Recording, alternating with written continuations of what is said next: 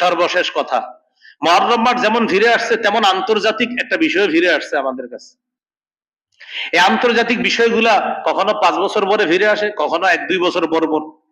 কিছুটার নাম থাকে আইপিএল, কোনোটার নাম থাকে বিপিএল, কোনোটার নাম পিএসএল, কোনোটার নাম ফিফা, কোনোটার নাম আইসিসি। এই বিভিন্ন নামে আমাদের কাছে এগুলা ফিরে আসে।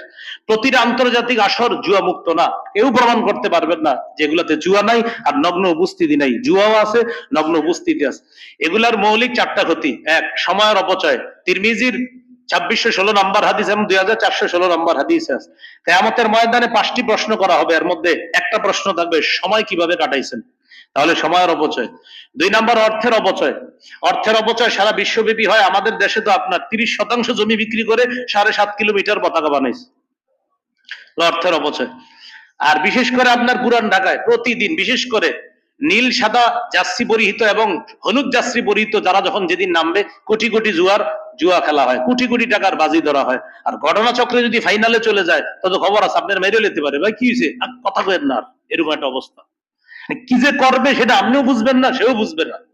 আর ভাই ঘটনা কি হয়েছে, আরে রাখো তুমি, এরকম একটা অবস্থা। এ হলো 2 নাম্বার অর্থের অপচয়, সময়ের অপচয়। 2 নাম্বার অর্থের অপচয়। আপনার কলিজা একটু আঘাত লাগে না? না, ফিলিস্তিনের বাচ্চাগুলো এখনো বলে আল্লাহর কাছে কিন্তু বলে দিব মুসলমানরা। ফিলিস্তিনের বাচ্চা, গাজার বাচ্চা, সিরিয়ার বাচ্চারা কি বলে জানেন? মুসলমান আমরা আল্লাহর কাছে বলে দিব, নবীর কাছে বলে দিব তোমরা আমাদের দেহ ছিলা, তো আমাদের কোনো খোঁজ খবর নেও না। সেখানে 30% জমি বিক্রি করে পতাকা বানান। আল্লাহর কাছে জবাব দিতে করতে হবে। আমার আপনার দেহের অংশ কামতেছে, আপনি সেখানে এরকম পুরা ছাদটা ভরায় ফেললেন। আপনার দিলে কি একটু লাগে না, আঘাত লাগে না? এই তোমার দেহের অংশ আঘাতপ্রাপ্ত, তুমি করতেছো কি? তুমি যাদের জন্য নাচতেছো তাদের ব্যাপারে সূরা মাইদার 51 নম্বর আয়াতে কি বলছে? তুমি না মুসলমান? সূরা মাইদা 6 পারা 16 নম্বর পৃষ্ঠা খোলেন, আজকে বাসায় নিয়ে আবার খোলেন। সূরা মাইদার 51 নম্বর আয়াত,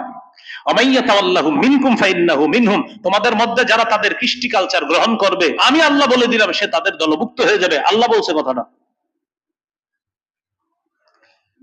আল্লাহর রাস্তায় উন্মাদনা থামান।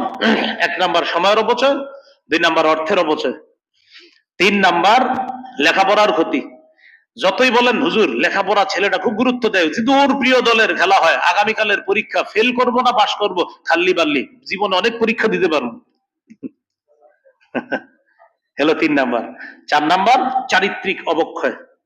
কোন আন্তর্জাতিক আসর নগ্ন উপস্থিতি ছাড়া কোন আন্তর্জাতিক আসর এখন হয় না, নগ্নতা থাকতেই হবে। এই 4 কারণে বর্তমান যুগের আপনার এই জাতীয় খেলাধুলা হারাম। বর্তমান যুগে এই জাতীয় খেলাধুলা দেখা হারাম এই 4টি কারণে: সময়ের অপচয়, অর্থের অপচয়, লেখাপড়ার ক্ষতি, আর 4 নাম্বার হলো নগ্ন উপস্থিতি। এর মধ্যে লেখাপড়া বাদ দিলে যে 3টা, সময়ের অপচয়, অর্থের অপচয়, নগ্ন উপস্থিতি, 3টাই হারাম। তাই বর্তমান যুগে আপনার খেলাধুলা দেখা হারাম। আর যদি বলেন হুজুর আমরা যারা নিজেরা খেলাধুলা করি শরীর চর্চার নাম দিয়ে, শরীর চর্চার নাম দিয়ে খেলাধুলা করা 6টি শর্তে বৈধ আছে। 1 নাম্বার শর্ত, শরীর চর্চা যেন আপনাকে ফরজ ইবাদত থেকে দূরে না সরায়। 2 নাম্বার শর্ত, সৃষ্টির মূল লক্ষ্য থেকে যেন দূরে না সরায়। আমাদেরকে সৃষ্টি করছে ইবাদত করার জন্য, এই লক্ষ্য থেকে যেন আমাদের দূরে না সরায় শরীর চর্চা। 3 নাম্বার শর্ত, নগ্ন পায়ে খেলাধুলা করলে যেই পোশাক পরতে হয়, অর্থাৎ যেই পোশাক সতর অনাবৃত রাখে এমন পোশাক না হওয়া।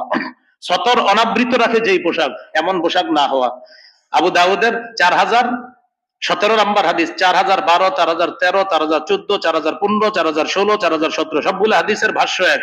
রানের দিকে তাকাইবা না, রান দেখাইবা না। রানের দিকে তাকাবা না, রান দেখবা না। বলেন তো রান দেখানো নিষেধ, আবার রান দেখাও নিষেধ।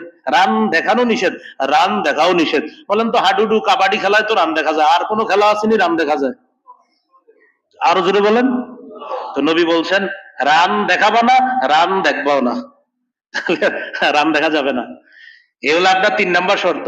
শর্ত নাম্বার 4, জীবন নাশক না হওয়া খেলাটা, এমন খেলা না হওয়া যে খেলা আপনার জীবন কেড়ে নেয়। শর্ত নাম্বার 5, খেলাটা হারাম উপার্জন মুক্ত হওয়া। শর্ত নাম্বার 6, খেলার কারণে যেন শত্রুতা মিত্রতার সৃষ্টি না হয়। বর্তমান খেলাধুলা কেন্দ্র করে শত্রুতা সৃষ্টি হওয়ার ঘটনা অহরহ। হলুদ আর নীল সাদা এই 2টা মিলে যে কি পরিমাণ শত্রুতা তৈরি হয় এবং এই দেখবেন হবে, এটা আপনি কল্পনা করতে পারবেন না।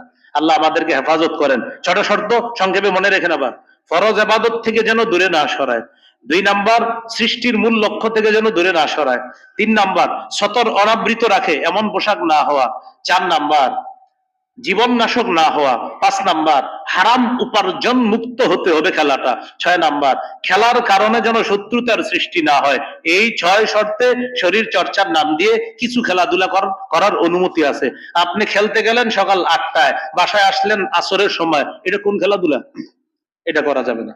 আল্লাহ আমাদের সকলকে কথাগুলা বুঝে শুনে আজকের মূল যে আলোচনাগুলা মহররম কেন্দ্র করে বর্জনীয়, আর ওই যে সিজন কেন্দ্র করে যতজন মুসলমান পারি আমরা ইনশাআল্লাহ এই হারাম দেখা থেকে, নগ্ন উপস্থিতি দেখা থেকে, জুয়া দেখা থেকে আল্লাহ আমাদেরকে হেফাজত করেন।